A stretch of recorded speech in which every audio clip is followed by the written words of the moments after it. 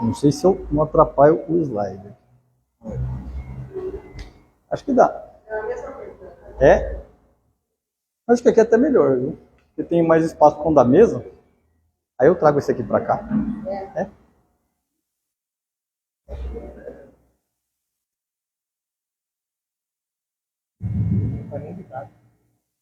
Se ficar ruim, eu tento falar mais alto também. Se quiser desligar também, fala mais. E fica melhor, né? É. Bom, boa noite. Primeiro eu queria agradecer a Gislaine e a Cida, né, pela oportunidade de estar aqui. Eu frequento muito o Centro Espírita Ivanzinho. Sou novo, sou um bebê no Espiritismo, porque comecei a estudar a doutrina há cerca de 3 anos, mais ou menos. E antes eu não tinha praticamente nenhuma religião, nunca fui ateu, mas não era devoto e nem estudioso de qualquer doutrina religiosa. E por esses acasos que a gente aprende no Espiritismo que não existem, acabei conhecendo o Toninho, que é o diretor do centro do Ivanzinho, e passei a frequentar, e aí as coisas foram evoluindo até que chegou um convite para que fosse feita uma palestra. E há cerca de 1 ano eu tenho recebido essa missão que a gente sabe, né, de tentar trazer alguma palavra de conforto e de esperança aos nossos irmãos aqui. Então, é um grande prazer que eu recebo esse convite e ciente da minha responsabilidade, né? A gente fala que a toda obrigação existe um dever e uma seriedade que a gente tem que ter com esse trabalho, porque certamente ele é conduzido pelo plano superior. Então é uma grande missão que eu vejo que eu recebi e tento, enfim, cumprir da maneira mais fiel possível, apesar da nossa ainda inferioridade espiritual, né? A nossa juventude espiritual, vamos dizer assim. Mas, enfim, obrigado, Gislaine, e queria também rezar um Pai Nosso antes de começar a nossa palestra, pedir que a espiritualidade nos intua e acolha o coração de cada um, que possa receber essa palavra da melhor forma. Enfim, transmita também aos lares de vocês, aos lares que estejam em conflito, às pessoas que mais necessitam também as nossas vibrações. Então eu vou chamar um Pai Nosso, que estais no céu, santificado seja o vosso nome, venha a nós o vosso reino, Pai. Seja feita a vossa vontade, assim na terra como no céu. O pão nosso de cada dia dai-nos hoje, perdoai as nossas dívidas, assim como nós perdoamos aos nossos devedores. E não nos deixeis cair em tentação, livrai-nos, Senhor, de todo mal. Bom, quando eu recebi o convite no final do ano passado, me deixaram à vontade para escolher um tema. É um tema que eu nunca trabalhei, que é o auto-perdão. O auto-perdão, a doutrina espírita trabalha bastante a ideia de perdão, como se fosse, vamos dizer assim, um dos valores mais sublimes, né, do homem encarnado, e dos desencarnados também. A gente vê nos trabalhos mediúnicos a dificuldade que existe do perdão, até mesmo já depois do desencarne. Mas eu acho que mais difícil do que perdoar o outro é a gente perdoar nós mesmos. Porque perdoar você mesmo requer, talvez, a maior virtude do ser humano, que seja a humildade. Você primeiro reconhecer que errou. E depois você conseguir entender que aquele erro faz parte de um processo, né? Um processo pelo qual você tem que passar, porque essa é a lei divina, né? Existe uma estrada que tem que ser percorrida e essa estrada é feita de obstáculos. Então o erro ele é natural, né? Nascemos todos, como diz a doutrina, ignorantes e simples. Como ignorantes e simples que somos, vamos errar. E saber ultrapassar o erro e se perdoar, talvez seja uma das tarefas primeiras que um espírito precisa aprender, para que consiga progredir de fato. E a partir daí entender as reações que contra ele são voltadas de vez em quando e perdoar os demais, né?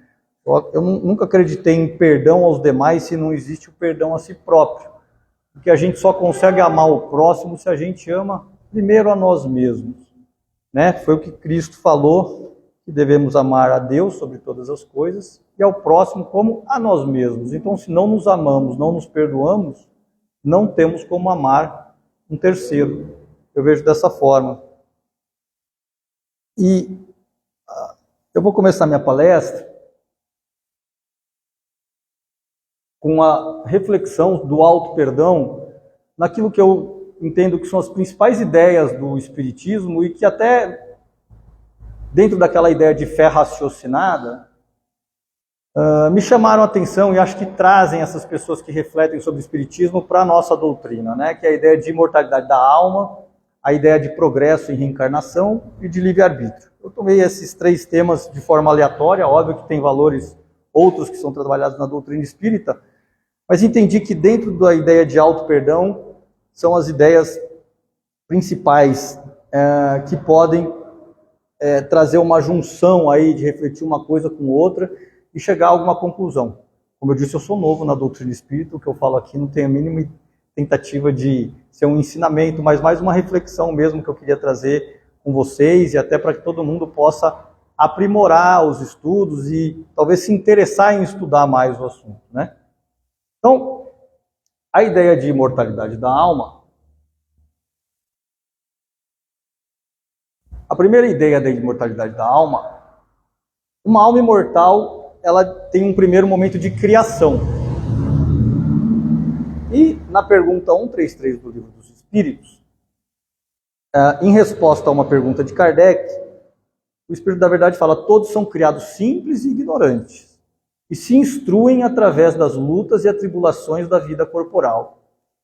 Eu falo que você lê o Livro dos Espíritos não é uma leitura assim que você lê rápido. Cada frase você pode ficar ali 1 hora refletindo sobre ela, dentro das 1000 e tantas perguntas que compõem o livro.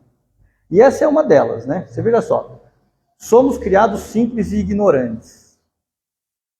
E a gente tem o dever de se instruir. E como? Lutas e atribulações que a gente vai sofrer. Ou seja, se você vai sofrer lutas e atribulações, as respostas que você vai dar a elas são necessárias e elas necessariamente vão estar de vez em quando erradas. E esse erro, então, na vida de cada ser humano é natural. É um processo pelo qual todos aqui temos que passar e que não tem como fugir. Por isso que o auto-perdão, ele também tem que ser natural. Você tem que errar, você tem que refletir sobre o erro e você tem que superar para dar o próximo passo. E aquilo servir como um ensinamento, como se fosse um processo contínuo, o tempo todo, o tempo todo, o tempo todo. Porque se nascemos simples e ignorantes, e só através das lutas e atribuições, e as respostas que a gente dá a isso, a gente consegue evoluir, a gente só tem uma conclusão que a gente pode chegar. Não existe evolução sem auto-perdão. É impossível. É impossível. Aí ele termina a resposta a essa pergunta dizendo: Deus é que é justo, não poderia fazer feliz a uns sem penas e sem trabalhos e, por conseguinte, sem méritos. Você veja então que o esforço é simplesmente nosso. A segunda conclusão que eu cheguei é que tudo que está ao nosso alcance em termos de evolução, Deus não vai fazer uma palha para que a gente evolua. Somos nós quem temos que fazer. Deus não vai agir conforme o nosso interesse. Somos nós quem temos que agir o tempo todo, dentro das leis universais que Deus criou.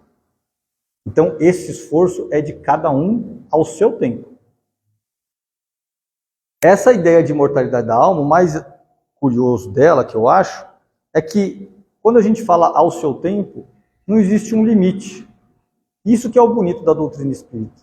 Você pode errar, você pode errar, você pode errar, mas uma hora esse erro você vai aprender. Acreditei e nunca compactuei dentro da criação católica que eu tive. Não.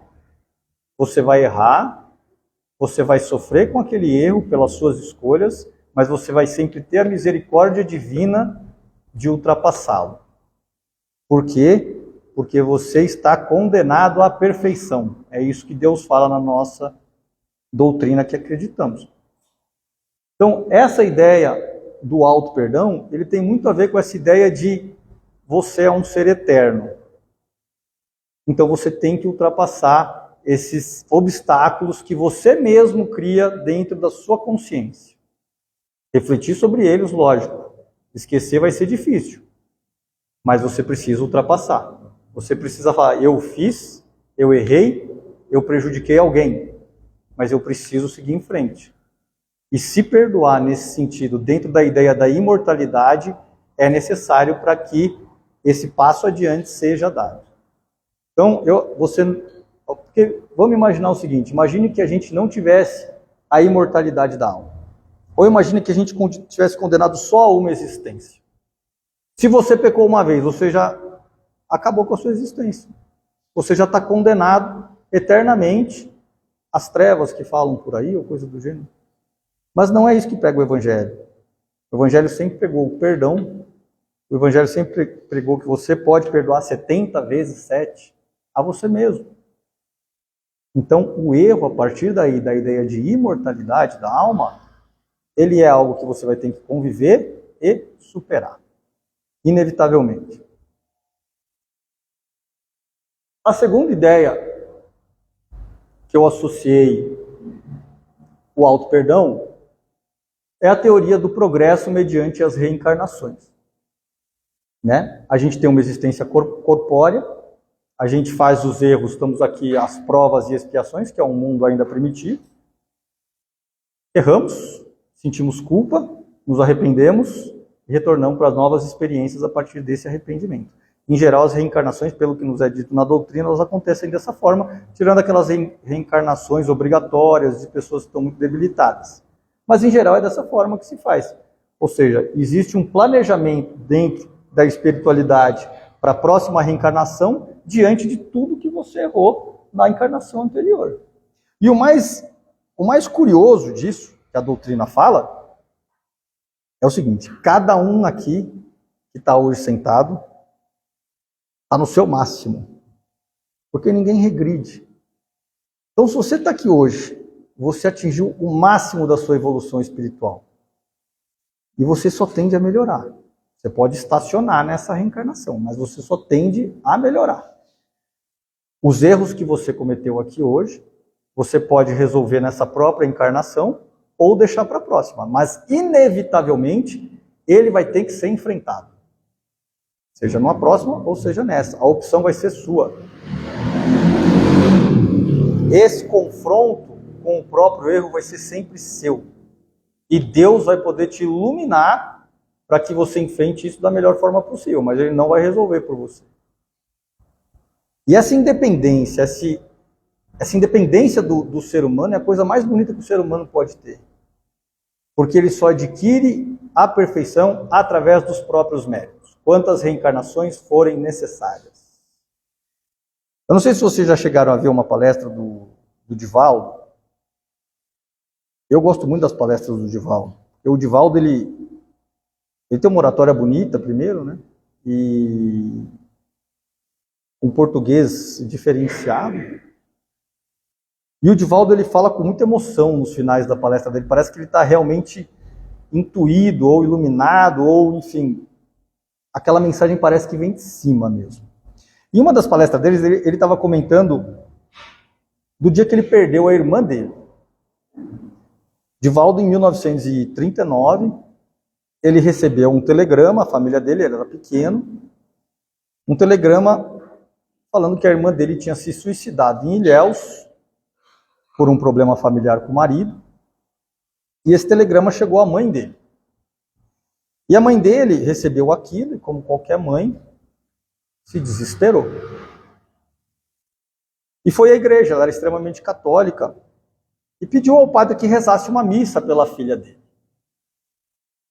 E o padre falou que aquele crime que ela tinha cometido, que era o suicídio, era imperdoável, que não poderia ser rezada uma missa a ela. E aquilo revoltou ela de uma tal forma, porque ela falava, como uma igreja que prega o perdão pode falar que existe um crime imperdoável? A minha filha merece uma missa, e aquilo criou uma situação, e ela nunca mais foi à igreja. E o Divaldo, passaram-se os anos, ele vinha de uma família pobre, e ele foi trabalhar em Salvador. Em Salvador ele começou a trabalhar em 1945, na época da Segunda Guerra, no final da Segunda Guerra, quando estourou as bombas no Japão. Ele trabalhava numa seguradora, houve uma grande crise econômica nas seguradoras, ele tinha 13 dias de trabalho, e ele foi demitido com 13 dias. E ele sofreu uma vergonha muito grande, ele fala, naquele momento, de ter sido demitido com 13 dias de trabalho por um jovem, imagina. E ele pensou em se matar. E ele diz que ele, para quem conhece Salvador, você tem a parte alta e a parte baixa da cidade. Ele foi aonde ficou o elevador Lacerda, ele foi ali ao parapeito, tentou se matar, quando apareceu a imagem da irmã dele para ele. E a irmã dele tinha se matado envenenada. E ela apareceu com o rosto todo deformado para ele e gritou para que ele não fizesse aquilo, que aquilo não ia sanar as dores dele, não ia ser uma solução. E aquilo o impediu. E o tempo passou. Divaldo recebeu então, a mãe dele faleceu em 1979, e quando foi em 1987, ele recebeu uma comunicação da mãe dele, que ele disse que sempre esteve ao lado dele, falando que a irmã dele reencarnaria. E que ele a receberia, Divaldo teria que receber a irmã dele de alguma forma, em algum momento, para que ela terminasse a vida dela, que ela tinha como planejamento daquela encarnação que ela cessou pelo suicídio. E faltavam apenas 7 anos que ela iria falecer de fato, naturalmente. Então aquela segunda encarnação da irmã dela só teria 7 anos. Ela seria uma criança que com 7 anos iria falecer. E passaram-se 3 anos, Divaldo conta que apareceu uma senhora mulata na mansão do caminho, com um filho no colo, e falou para ele que ela não tinha condição de alimentar aquele filho, e quando ele pegou aquela criança tinha um defeito muito grave aqui, nessa região. Era justamente a região do envenenamento da irmã dele. E Divaldo na hora associou a questão. Ele falou, é minha irmã que está aqui, no meu braço. E aquela criança cresceu na mansão do caminho com Divaldo, os problemas todos que ela tinha. E Divaldo fala que a irmã dele chamava ele de Didi. E aquela criança, quando completou 2 anos, só chamava ele também de Didi, pelo mesmo nome, que só a irmã dele chamava. E com 7 anos ela faleceu. Ela veio a falecer. E passou mais um tempo, acho que quando foi mais ou menos em 2010, ele recebeu uma mensagem que diante do término daquele sofrimento que ela tinha passado por 60 anos para obter a primeira reencarnação do suicídio, ela sofreu muito nessa época. A partir do momento que ela teve a segunda reencarnação, ela poderia evoluir para a terceira, porque ela já tinha tirado dela aquele ódio que ela tinha pelo ex-marido, por entender que tinha sido traído. Você veja, ela foi reencarnar de novo na terceira reencarnação em 2010. Ela passou, eu não sou bom de matemática, mas 80 anos remoendo aquele ódio, aquela raiva do ex-marido, sem o auto-perdão, sem o perdão do próximo e sem o próprio auto-perdão de ter se tirado a própria vida. E ela conseguiu isso 80 anos depois, com muita oração. E aí ela, de fato, reencarnou em 2010 para a sua terceira vida aqui, que ele tem ciência, e conseguiu seguir o processo de evolução. Mas você percebe que ela teve uma estagnação de 80 anos na sua evolução, pela falta do perdão ao próximo e do próprio auto-perdão por ter tirado a própria vida. Então, essa reflexão, quanto antes a gente faz dos nossos próprios erros, das nossas próprias reações, a gente abrevia, talvez, o nosso tempo de conseguir chegar a uma perfeição que a própria doutrina espírita prega, que é a finalidade das nossas reencarnações, né? Gravitar na órbita divina, o que é isso? Chegar à perfeição que Deus quer, que a gente não sabe nem o que é, né? Dentro da nossa imperfeição ainda. Mas, vendo essas palestras, a gente percebe que existem casos práticos que mostram isso. E a partir daí a gente reflete os próprios atos das nossas vidas. O terceiro, com nós mesmos. Né? Como a gente pode melhorar para abreviar esse sofrimento que tantos desencarnados têm por morrer com ódio, morrer com raiva, morrer com rancor, morrer com inveja, morrer com orgulho. Né? Quando eu falo morrer aqui, eu estou falando de desencarnar. Então, ainda que isso ocorra, a gente tem na reencarnação um remédio a isso. Um remédio que a gente vai sempre poder se utilizar para conseguir dar um passo adiante. Né? Conseguir dar um passo adiante, se perdoando e perdoando ao próximo. E o terceiro ponto que eu peguei, que eu acho interessante relacionar, é o livre-arbítrio. Eu já falei um pouquinho aqui. O livre-arbítrio é a independência e a autonomia que cada um de nós temos para decidir as nossas reações diante do que nos circunda, né? As nossas reações diante de um assédio, as nossas reações diante de vamos dizer assim, de uma agressão, as nossas reações no nosso convívio familiar, né? Uma reflexão no livre-arbítrio é você todo dia refletir: será que eu fui de fato um instrumento de paz no ambiente em que eu vivo? Será que eu fui de fato um ambiente de paz aonde eu convivo, no meu trabalho, na minha família, com os meus amigos? Será que eu não fui um isqueiro que solta a palma? Essa é uma reflexão talvez diária que a gente deveria ter, né? Será que eu não reagi mal a uma determinada situação que eu poderia simplesmente ter ficado quieto, que não era um problema meu, e que eu também não poderia ter ajudado de forma alguma, de maneira positiva? A doutrina espírita, ela é tão objetiva nesse ensinamento de como a gente deve reagir às situações, que a pergunta 919, eu considero assim: se você não entendeu a mensagem, ela é completamente autoexplicativa. Você pode ler ela todo dia, que ele te dá como se fosse assim, uma receita de bolo de como você deve refletir o seu livre-arbítrio e como você pode garantir a sua evolução nessa própria existência. Perguntado por Kardec da seguinte forma: compreendemos toda a sabedoria dessa máxima, mas vou ler primeiro a 919, porque essa é a 919A. Ele pergunta assim: qual é o meio prático mais eficaz para se melhorar nessa vida e resistir ao arrastamento do mal? E a resposta é: um sábio da antiguidade vos disse: conheça-te a ti mesmo. Ele pergunta na sequência: compreendemos toda a sabedoria desta máxima, mas a dificuldade está precisamente em conhecer a si próprio. Qual é o meio que a gente pode fazer isso, de conhecer a si próprio? E quem dá a resposta a essa pergunta é Santo Agostinho. Ele fala o seguinte: no fim de cada dia, interroga a sua consciência. Passe em revista o que fez e pergunta a si mesmo se não faltou ao cumprimento de algum dever. Se ninguém tem motivo para se queixar de você.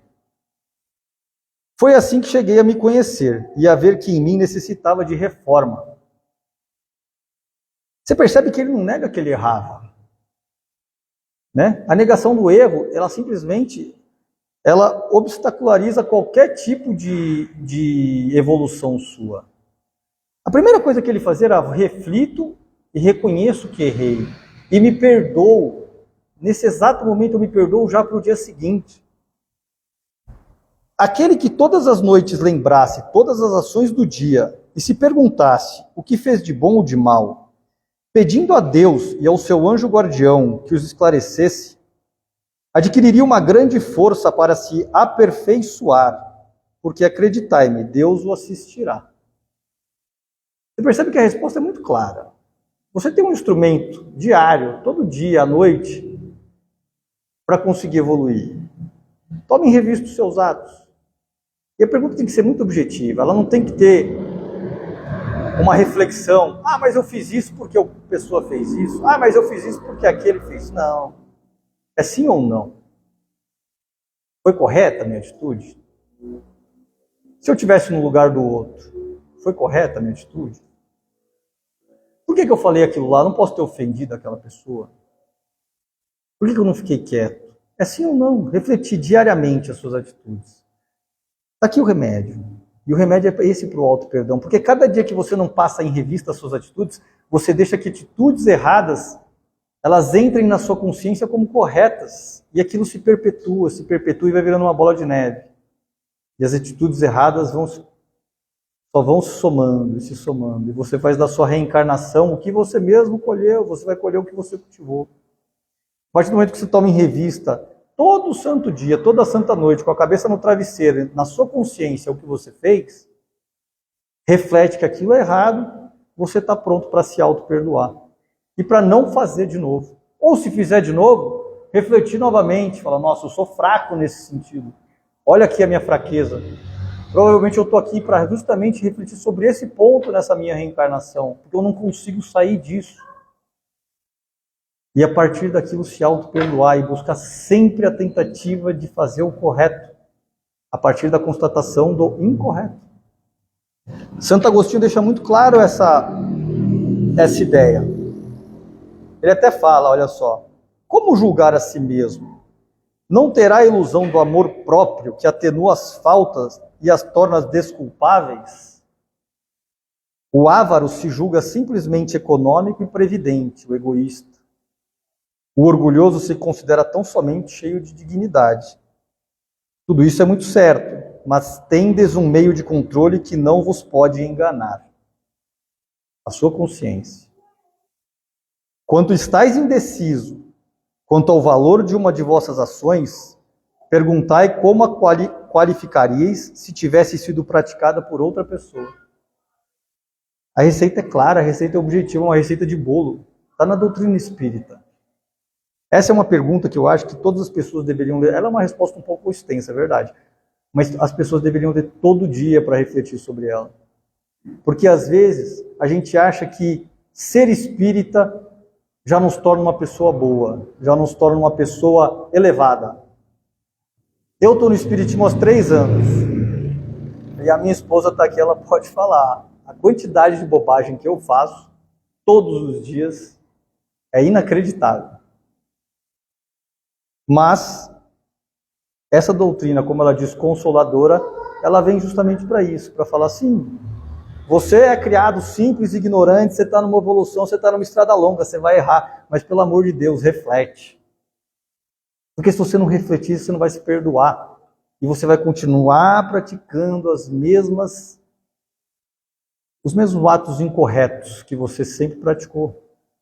Você vai tornar a sua reencarnação apenas uma reencarnação estacionária, né? Longe daquilo que talvez você tenha se programado, né? O Toninho que diz lá no Centro do Ivanzinho que a espiritualidade chega lá em cima e fala, se eu soubesse, né?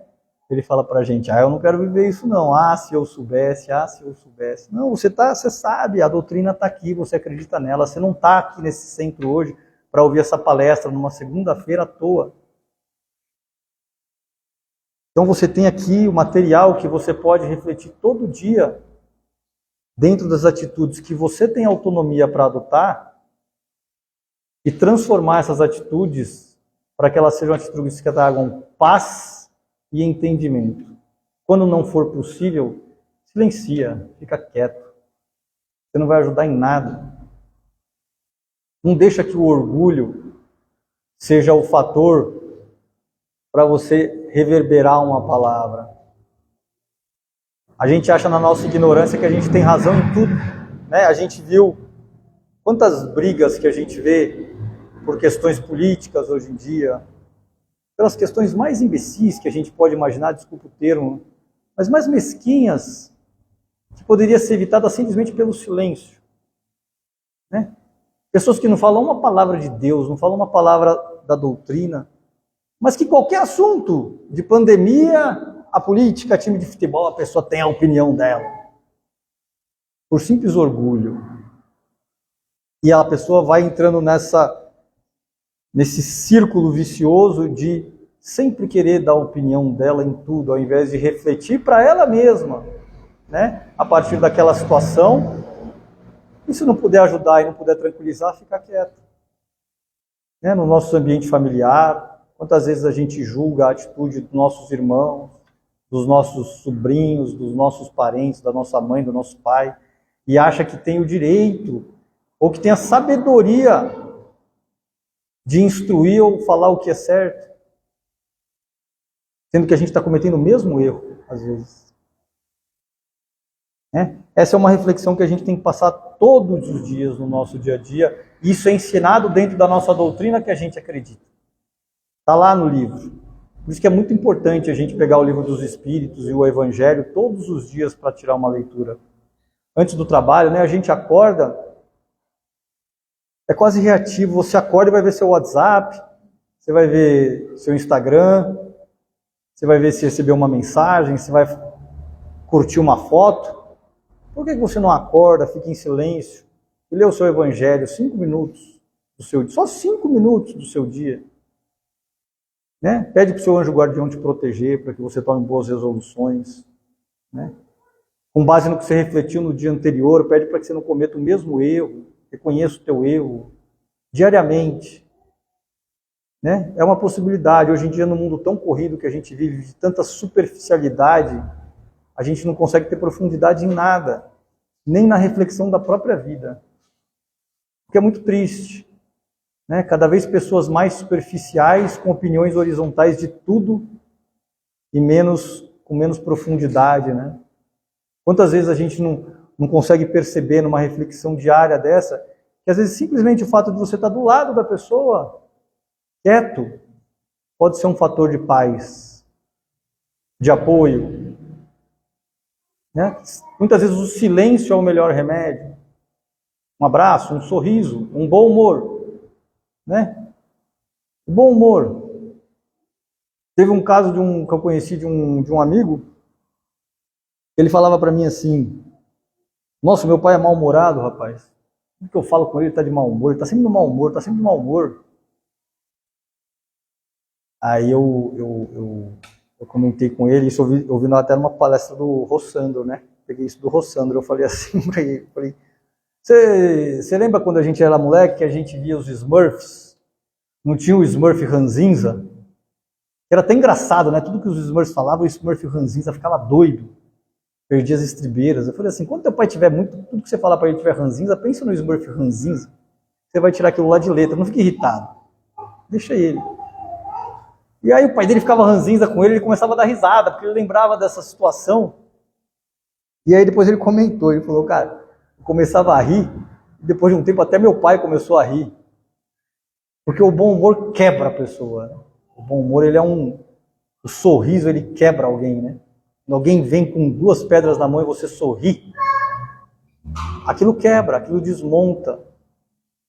Né? Só que você só consegue tomar essa atitude a partir de reflexões. Né? Senão a gente só estoura e está a vida inteira estourando. Então, disso tudo que eu falei para vocês, o que eu concluo é que a nossa marcha nessa vida, né? Nessa vida imortal que temos, a nossa marcha é assim, a gente erra, mas tem que seguir em frente. A gente erra, mas tem que seguir em frente. Todos os dias. Vai ser assim agora, vai ser assim quando a gente voltar para a erraticidade, vai ser assim quando a gente voltar para a reencarnação, para fazer o que a gente deixou de fazer nessa. É uma marcha sempre para frente. A gente não pode estacionar a nossa marcha de forma alguma. E sem auto-perdão, a gente estaciona a nossa marcha. A gente fica presa naquele problema a vida inteira. A gente não supera e a gente fica rodando, gravitando naquele problema a nossa reencarnação inteira, sem conseguir superar o nosso próprio sentimento, a nossa própria culpa. Não é verdade? Então é com essa marcha que a gente tem que sempre seguir em frente, que eu falo que eu achei uma música que eu gosto muito, para encerrar a nossa palestra. Não sei, eu estou acostumado a fazer palestra de meia hora por conta do Toninho, né? Então é quase intuitivo, porque lá no Ivanzinho, a gente passou de meia hora, o Toninho vem do lado aqui com a chave dele e você já passou por isso lá, né? Ele faz assim, tem que encerrar. Eu não sei nem que oração, não sei se eu estou muito adiantado. Mas enfim, eu escolhi uma música, achei uma música no YouTube que eu acho que ela ilustra, a letra dela é maravilhosa, ela ilustra muito bem essa nossa ideia da simplicidade da vida, né? A vida é muito mais simples do que parece. Ela é uma marcha sem fim, e uma marcha linda dependendo das atitudes que você vai tomar e que você decide tomar, né? Ela é uma marcha bonita se você conseguir contemplar as coisas bonitas que existem no mundo. Eu sempre gosto de botar figuras do pôr do sol, do nascer do sol, você conseguir contemplar uma paisagem, né? Eu fui viajar agora com a minha família para Monte Verde. Nossa, que paisagem maravilhosa. Quando você sobe no alto daquelas montanhas e você está naquele momento com as suas filhas andando ali no meio daquela paisagem sem fim de montanhas e verde, azul, um monte de cor, e você consegue contemplar aquilo em paz. Aquilo é maravilhoso. Então eu sempre tenho que trazer algumas imagens também nesse sentido. E uma boa música também é algo que a gente pode refletir muito. Eu vou deixar a letra aqui com vocês e depois tem até uma mensagem de como essa música foi criada, para a gente perceber que a gente não está sozinho nas atribulações que a gente tem e nos nossos afazeres. Se a gente se permitir, a gente sempre vai ser muito bem intuído nas nossas resoluções. Deixa eu ver como é que eu faço aqui agora. Como é que é? É aqui?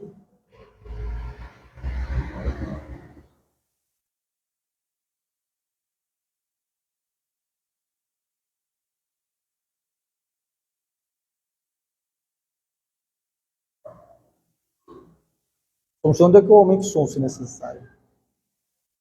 Acho que só aumentar o som só um pouquinho. Sabe onde é que aumenta o som?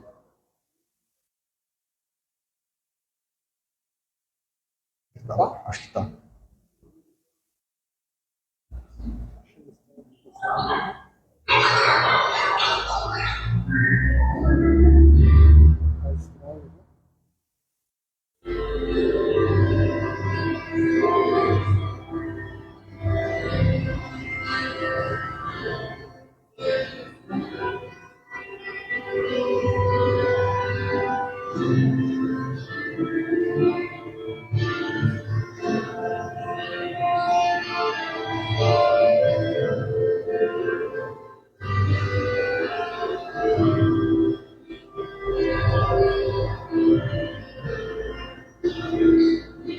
Quem quiser pode cantar também, viu?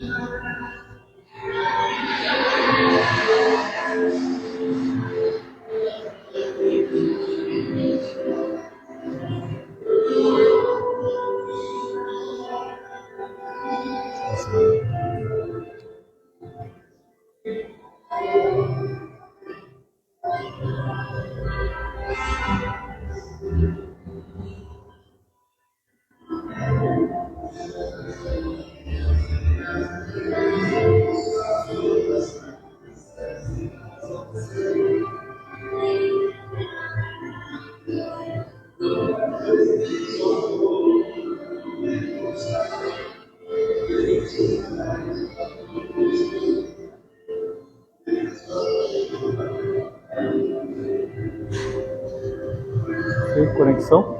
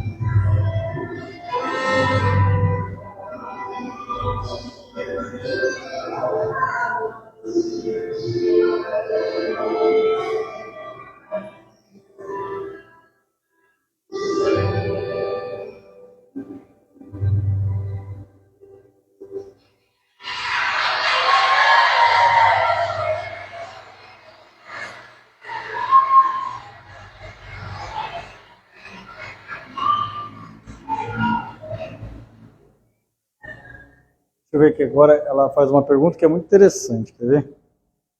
Ver se a gente consegue melhorar aqui.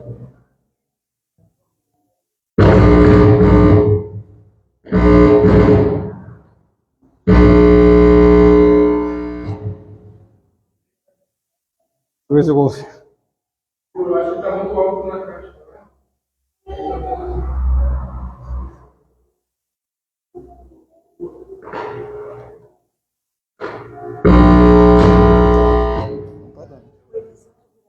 Qual? Esse aqui? É. Você tá indo? É? E os dois?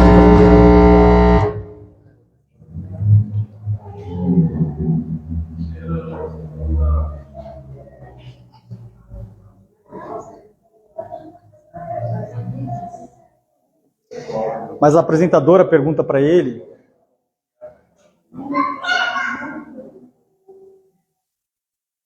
Bom, a música é essa.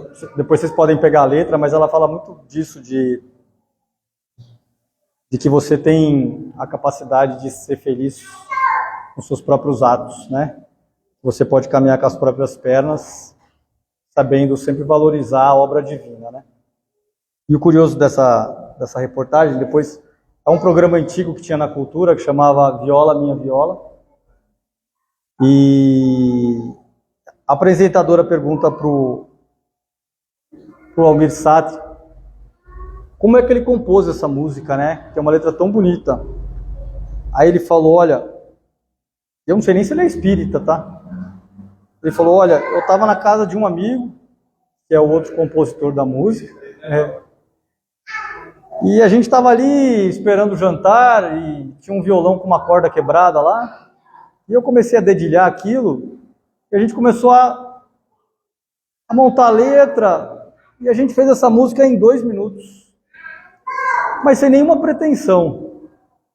E essa música ficou guardada. Justamente porque eles fizeram aquilo meio sem entender muito bem o que estavam fazendo. E aí ele recebeu uma ligação da Maria Bethânia, pedindo uma música para que ela pudesse gravar. Uma música, ele não tinha uma música que ele tinha criado para que pudesse gravar. E ele falou, nossa, eu não tenho música. Eu fiz um negócio aqui com um amigo meu aqui que talvez você goste, mas... Enfim, e mandou para ela. E virou esse sucesso. E aí, perguntado, todo mundo se espantou, ele falou, eu acho que foi uma música psicografada mesmo. Ele reconhece, né? Então, como toda arte, a gente sabe que, com os estudos espíritas, a gente sabe que tem uma inspiração da espiritualidade. Esse é mais um legado que eles nos deixam aí. E quem quiser achar no YouTube, para depois ouvir com calma, eu acho que é uma boa música para começar o dia, assim, todo dia. A hora que você vai tomar banho de manhã, acalma, e você consegue, através disso, talvez levar a sua jornada diária de uma forma mais pacífica, mais harmônica. Bom, eu agradeço demais a atenção de vocês. Foi um prazer estar aqui a primeira vez. Espero que eu tenha atendido as expectativas de todos. E obrigado. Obrigado pela atenção. É com muita gratidão que eu recebo a atenção de cada um que está aqui, de verdade. Bom, obrigado mesmo.